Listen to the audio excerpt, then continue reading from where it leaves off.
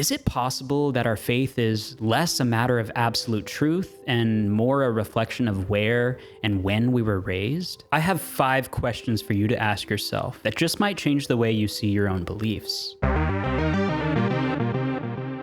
Hey, what's up? I'm Lane, and welcome to Feeling Freaky. If you're on a path of questioning or rethinking long-held beliefs, you're in the right place. Today, we're diving into some questions that might just transform how you view your faith. So imagine an alternate world where you were born in a different country under a different faith. Would you still hold the same beliefs you do now?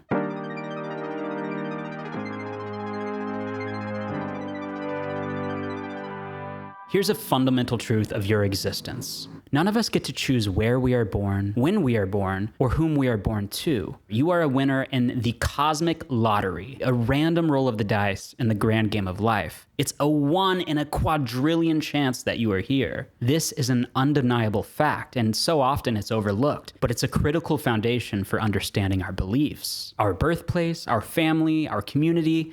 These are not choices. These are chance. And these chances don't just shape the course of our lives, but also our belief systems. So as we step into these questions, remember, our origins, which we never chose, greatly shape who we are and the beliefs we hold. Consider this. Had you been born in India, don't you think you might have grown up immersed in Hinduism, India's largest religion, worshiping and praying to deities like Brahma and Shiva? Would you, like the millions of others in this religion, aspire to someday reach nirvana? Now imagine that you were born in a Middle Eastern country, like Afghanistan. Is it not possible that you would be among the 2.18 billion Muslims worldwide, firmly believing in Allah and honoring Muhammad as the one true prophet?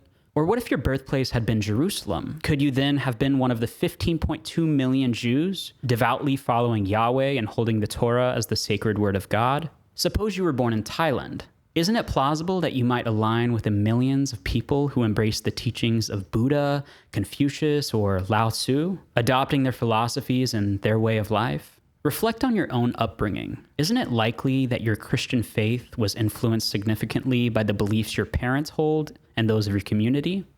I think so.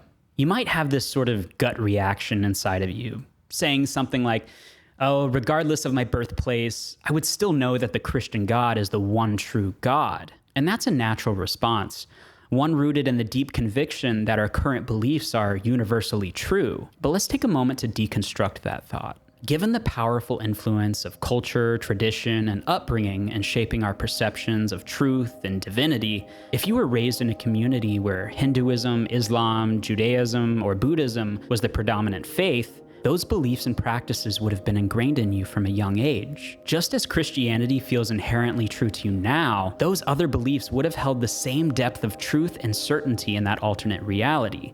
Given these reflections and considering the impact of our birthplace and upbringing on our belief systems, isn't it possible that our faith is less a matter of absolute truth and more a reflection of where and how we were raised? This realization can open up an even broader question. What else about our beliefs might we explore and understand better when we step outside the boundaries of our inherited worldview?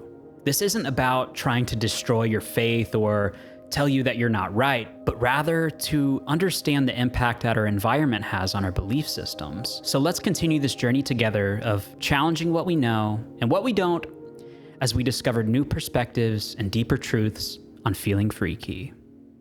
If you enjoyed this video and want to see more like it, then I would encourage you to hit that like button, hit the subscribe button, and the notification bell because you don't want to miss what's coming up next.